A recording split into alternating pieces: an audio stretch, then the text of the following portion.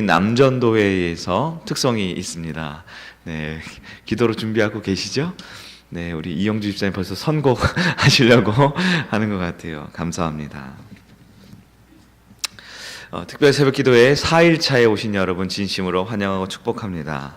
이 새벽 우리를 흔들어 깨워 불러주신 하나님께 영광 돌리며 또 기도하는 가운데 내 삶의 그 어떤 문제도 해결해 주시는 그 하나님을 깊이 만나는 여러분 되기를 축원합니다.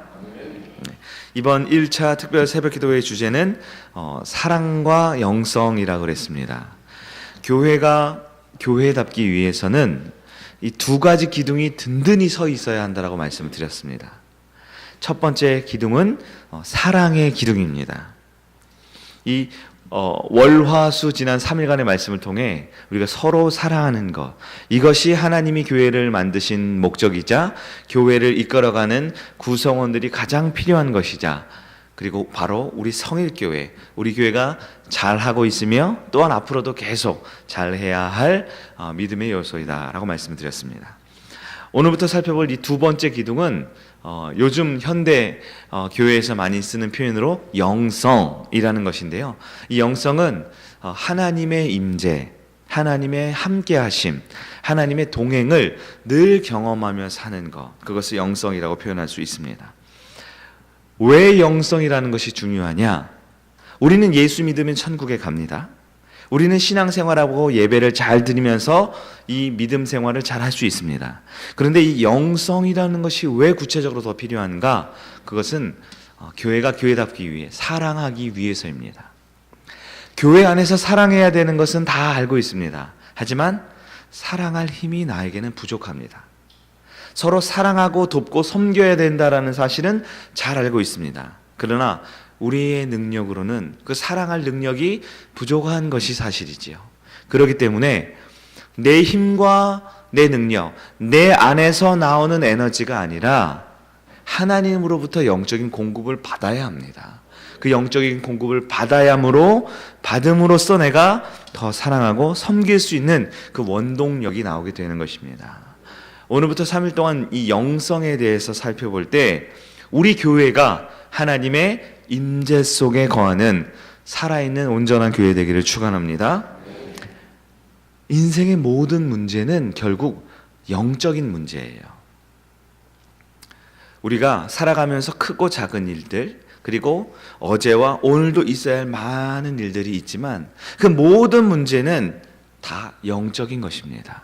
왜냐하면 제가 죄에 대해서 여러 번 말씀을 드렸잖아요. 죄가 무엇입니까? 살인도 죄고, 강도도 죄고, 사기도 죄고, 많은 죄들이 있어요. 그런데 그 모든 죄 중에 근본적인 죄, 1차적인 죄가 뭐라 그랬습니까? 우리 마음의 중심에 하나님을 중심에 두지 않는 것. 모든 죄는 그것에서부터 파생된다 그랬어요. 근본적인 죄, 1차적인 죄는 내 마음의 중심에 하나님이 없는 것이라고 했습니다. 그런데 우리가 예배를 드릴 때 신앙 고백하듯이 하나님은 영이십니다.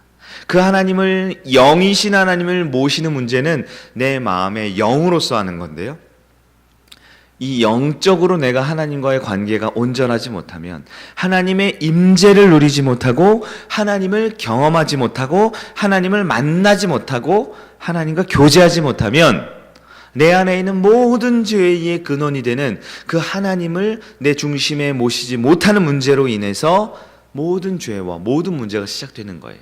그러므로 지금도 있는 내 삶의 모든 문제의 근원은 다 영적이라고 할 수 있는 것입니다.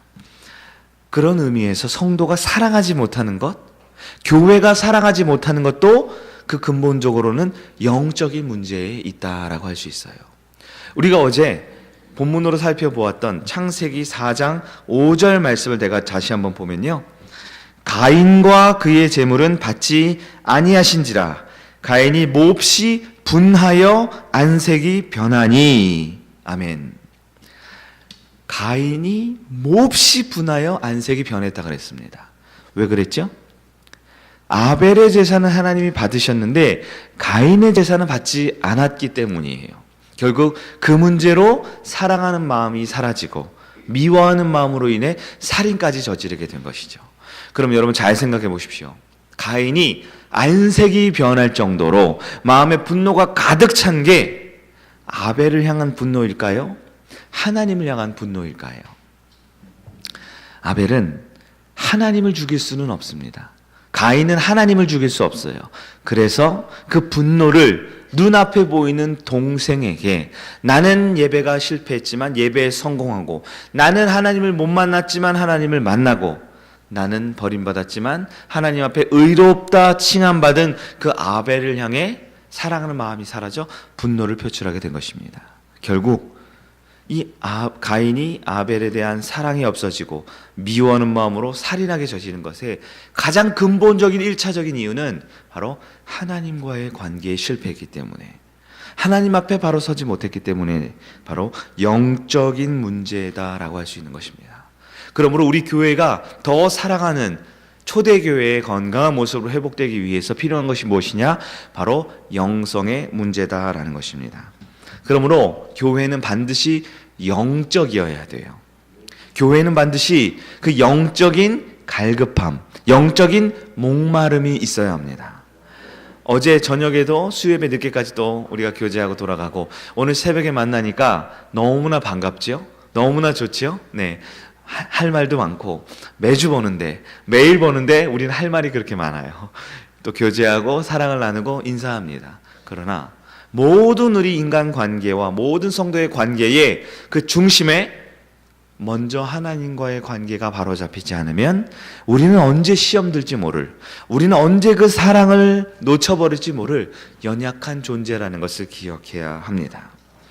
과거 우리가 가졌던 문제들, 그리고 지금 내 안에 있는 여러 가지 어려움들, 그리고 앞으로도 이 땅에 발 딛고 살아갈 때 여전히 우리는 많은 어려움들과 아픔과 상처들이 있을 수 있지만, 그 모든 문제의 근원은 바로 살아계신 하나님과의 관계가 먼저 바로 서야 한다는 사실을 기억하기를 바랍니다.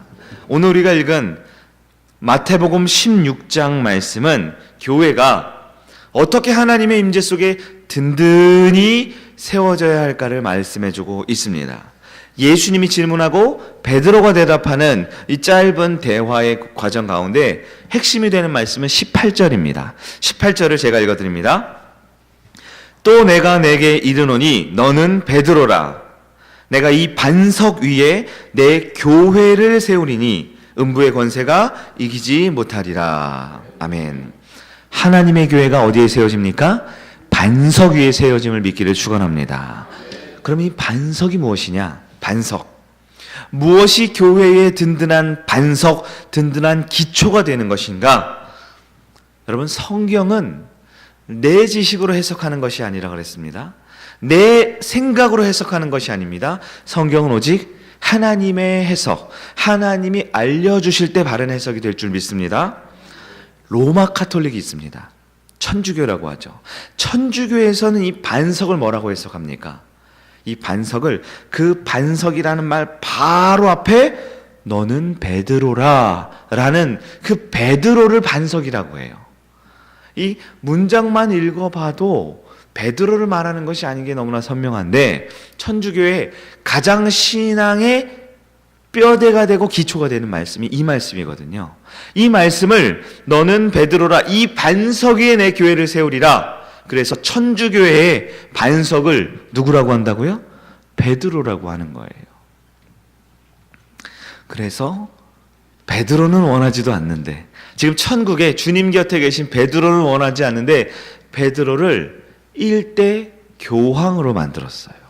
그래서 그 교황을 중심으로 모든 교회와 모든 성도와 모든 신앙과 모든 교리와 모든 삶의 중심에 교황을 두었어요. 그리고 심지어 그 교황을 어떤 존재로 만들었어요? 신적인 존재로 만들었습니다. 대표적인 예가 교황 무오설이라고 있어요. 그 뭐예요? 교황은 눈곱만큼의 죄가 있다 없다? 없다는 거예요. 여러분의 고백이 아니죠? 로마 카톨릭의 고백입니다. 왜? 교회가 교황 위에 서야 되기 때문에, 교회가 오류가 없고 실수가 없으려면 이 반석이 잘못이 있으면 안 되잖아요.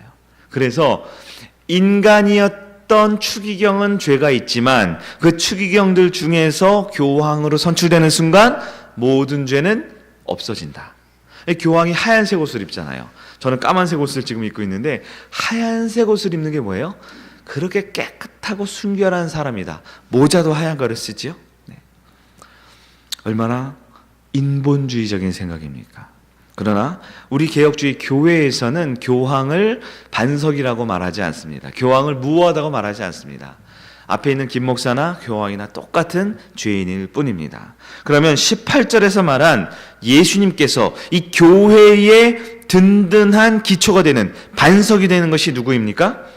반석은 베드로가 아니라 베드로가 그 앞에서 했던 베드로의 신앙 고백이 바로 반석이 된다라는 사실 믿기를 축원합니다. 우리 교회의 반석이 무엇입니까? 기초가 무엇입니까? 베드로의 신앙 고백입니다. 그 신앙 고백을 우리가 한번 살펴보겠습니다. 우리 먼저 13절을 보면 이렇게 말하죠. 예수께서 빌립보 가이사랴 지방에 이르러 제자들에게 물어 이르시되 사람들이 인자를 누구라 하느냐. 예수님의 첫 번째 질문이었어요. 얘들아, 사람들이 인자, 즉 예수님 자신이죠. 사람들이 나를 누구라 하느냐. 이게 첫 번째 질문입니다. 두 번째 질문은 뭡니까? 15절이죠. 이르시되 너희는 나를 누구라 하느냐. 여러분, 예수님의 질문은 두 가지입니다. 이 세상이 예수님을 뭐라고 평가하는지가 첫 번째고, 두 번째는 예수님의 참 제자, 예수님을 따르는 자들은 과연 무슨 생각을 갖고 있느냐. 그럴 때 이 질문은 오늘 우리에게도 굉장히 중요한 거예요. 여전히 우리에게는 이 세상에서 말하는, 사람들이 말하는 예수님이 누구인지에 대한 평가가 있습니다. 그러나 주님이 진정 관심 갖는 것은 무엇입니까? 세상에서 뭐라고 말하든, 사람들이 교회에 대해서 뭐라고 평가하든, 이 자리에 있는 우리가 예수님에 대해서, 우리가 어떤 신앙을 갖고 있는지 주님은 묻고 있습니다. 이 아침에 주님은 세상이 아니라요, 이 성일교회의 이름이 아니라 바로 저와 여러분 한 사람 한 사람에게 너희는 나를 누구라 하느냐, 너희는 나를 누구라 하느냐 묻고 있다라는 것입니다. 대답이 무엇입니까? 첫 번째 대답은 14절이죠. 세상이 뭐라고 물어볼 때 이르되 더러는 세례 요한, 더러는 엘리야, 더러는 어떤 이는 예레미야나 선지자 중에 하나라 하나이다. 이 대답에 대해서 예수님이 뭐라고 말합니까? 아무런 말이 없습니다. 아무런 대답을 안 하세요. 원래 우리 예수님은 신약 성경을 보면 오늘 본문뿐만 아니라 자주 나와요. 예수님은 말 같지 않은 말에는 대답을 잘 안 하세요. 예수님께서는 사람들과 특히 서기관이나 바리새인들과 대화를 할 때 이상한 질문을 하죠. 그러면 그 질문을 압도할 만한 성령의 능력으로 대답하시는데 보통 말 같지 않은 말에는 대답을 잘 안 해주세요. 네. 16절입니다. 같이 한번 읽어보겠습니다. 시작. 시몬 베드로가 대답하여 이르되 주는 그리스도시요 살아계신 하나님의 아들이시니이다. 아멘. 사랑하는 여러분, 세상 사람들의 말이 답입니까? 제자의 말이 답입니까? 이 두 대답의 차이가 진짜 참교회와 가짜 교회를 구분하는 기준이 됩니다. 세상의 대답과 예수님을 따르는 제자 베드로의 대답이 교회와 세상의 차이를 구분해 주는 것입니다. 교회가 세상과 다른 것은 바로 이것이지요. 오늘날 교회가 얼마나 많은 사회 활동과 좋은 일들을 많이 합니까? 어려운 이웃을 돕기도 하고 인근 지역을 청소하기도 하고 가난한 사람들에게 먹을 것을 갖다 주기도 하고 교회 안에서 많은 문화 활동과 여러 가지 일들을 하지요. 그런 것들을 반대하는 것은 아닙니다. 그러나 교회가 교회되는 것은, 교회의 기초가 되고 반석이 되는 것은 바른 신앙 고백임을 믿는 여러분 되기를 축원합니다. 세상 사람들도 오늘 본문에 14절 말한 것처럼 더러는 세례 요한, 엘리야, 예레미야는 선지자 중에 하나, 이 말은요 엄청난 칭찬이에요. 이스라엘 사람들이 얼마나 세례 요한을 좋아했습니까? 얼마나 엘리야나 예레미야 같은 선지자들을 위대한 사람이라고 여겼습니까? 그러나 우리가 어제 수요예배 때 저녁 때도 잠깐 말씀드렸지만 이 세상 사람들은 예수를 싫어하지 않아요? 예수를 미워하지 않습니다. 12월 25일 날 예수의 날 크라이스트마스, 크리스마스를 안 좋아하는 사람 누가 있습니까?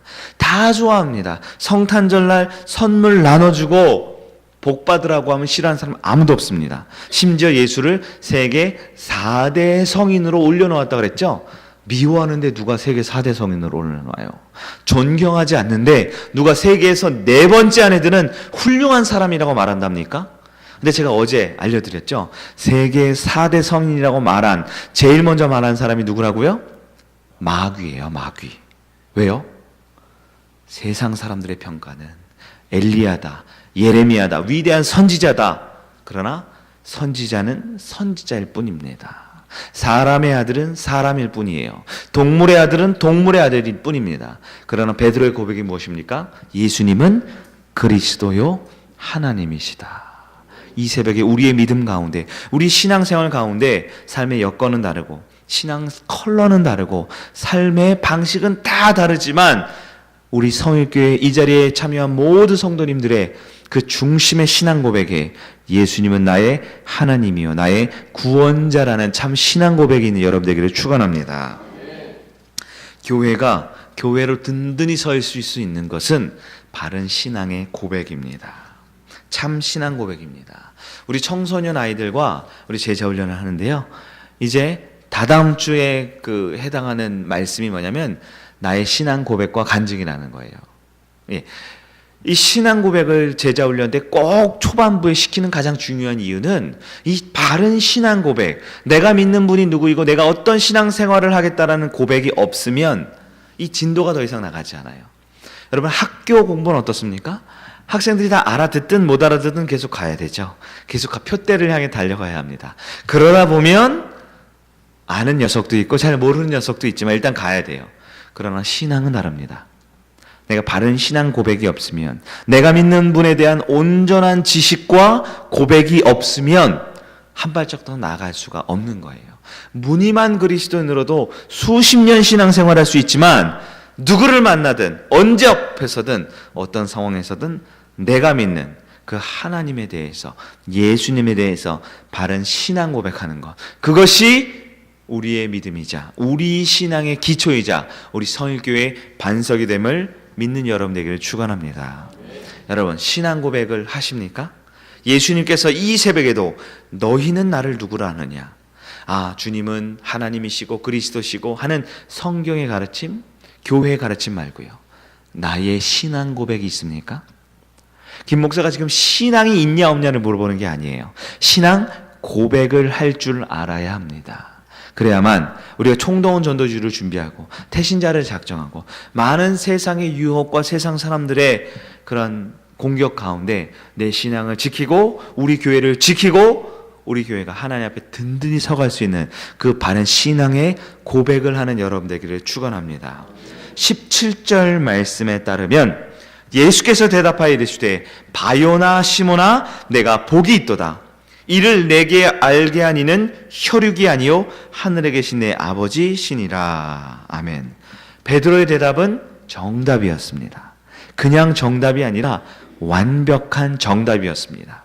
그런데 하나님께서 혹시 우리 신앙 고백의 근거가 어디에 있는지를 명확하게 알려주기 위해서 뒤에 한 말씀을 더 붙이시는데, 정말 잘했다 베드로야, 네 말이 정답이야, 완벽한 정답이야. 그런데 그것은 혈육에서, 즉 사람 피와 육체를 가진 사람이 공부해서 한 게 아니고 연구해서 한 게 아니고 책을 보아서 한 게 아니라 하늘에 있는 하나님이 알려주신 것이다 라고 말하고 있습니다. 여러분, 우리 신앙 고백의 근거가 무엇입니까? 우리가 새벽마다 간절히 부르짖어서 바른 신앙을 갖게 된 것이 아니래요. 우리가 성경을 많이 읽어서 바른 신앙 고백을 한 게 아닙니다. 우리가 한 달에 한 번 하는 재직회 때 열심히 회의하고 합의하고 동의하여서 회의의 결과로 신앙 고백한 게 아닙니다. 살아계신 하나님께서 사랑하는 백성들에게 알려주시는 것이 신앙 고백이라는 것을 믿기를 바랍니다. 교회가 무엇입니까? 교회의 출발은 바른 신앙 고백입니다. 그런데 그 바른 신앙 고백은 어디서 나온다고요? 오직 하나님께서 알려준다라는 것을 기억하길 바랍니다. 이 새벽에 우리가 기도할 때 우리는 내 필요한 것을 구하고 응답받는 새벽 되기를 축원합니다. 그러나 더 많은 기도는, 더 중요한 기도는 내가 하나님을 알아가는 것입니다. 하나님의 뜻을 분별하는 것입니다. 하나님 앞에서 바른 신앙의 고백을 하는 여러분 되기를 축원합니다. 교회가 교회다우려면 무엇을 해야 합니까? 기도를 해야 합니다. 우리가 왜 합심해서 기도합니까? 하나님을 알기 위해서입니다.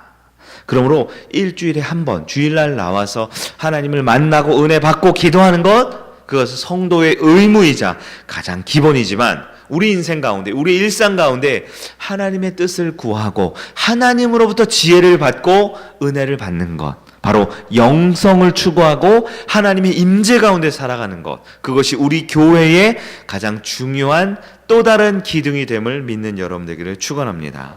교회는 하나님이 이끌어가는 공동체입니다. 교회는 하나님께 지혜를 받고 능력을 받는 공동체라는 것을 기억하기를 축원합니다.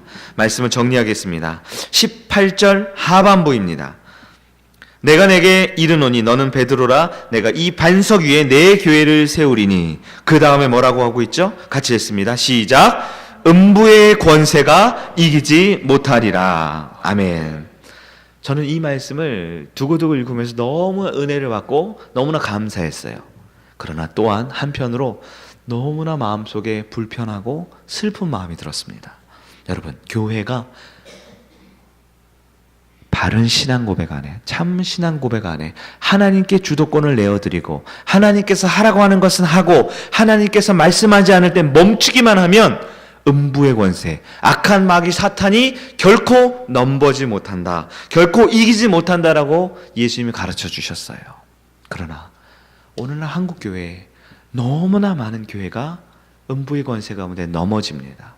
죄의 유혹 가운데, 교회 가운데는 내분과 분열과 아픔과 상처가, 교회가 갈라지고 찢어지고 사라지는 그 모습이 너무나 많습니다. 왜 그렇습니까? 이 바른 신앙 고백이 세워져 있지 않기 때문입니다. 하나님께 우리 인생에, 우리 교회에 주도권을 내어드리지 않기 때문입니다. 사람이 주인되고 사람이 결정하고 사람이 판단하고 사람의 목소리가 높아지기 시작할 때 교회는 일은 잘 되고 사역은 멋지게 하고 건물은 멋지게 세우는 것 같지만 사람이 주인 될 때 바른 신앙 고백이 아니라 사람들의 회의가, 사람들의 지혜가 교회를 좌지우지할 때 교회는 음부의 권세 가운데 무릎을 꿇을 수밖에 없는 것입니다. 사랑하는 성교 성도 여러분, 우리 교회는 하나님의 참된 교회가 될 줄 믿습니다. 우리 교회 모든 성도들의 바른 신앙 고백과 하나님으로부터 주어진 그 계시와 영감의 말씀을 기초로 하여 내 생각과 다르다 할지라도, 내 습관과 다르다 할지라도, 내 주장과 다르다 할지라도 우리가 합심하여 기도하는 가운데 그 하나님의 임재 속에 하나님의 은혜를 받고 하나님의 말씀 가운데 어떤 이 세상의 음부의 권세도 넘보지 못하는 하나님 안에 반석 위에 든든히 세워지는 참 교회가 되는 그 은혜와 축복이 넘치는 우리 성일교회 되기를 주님의 이름으로 축원합니다. 아멘.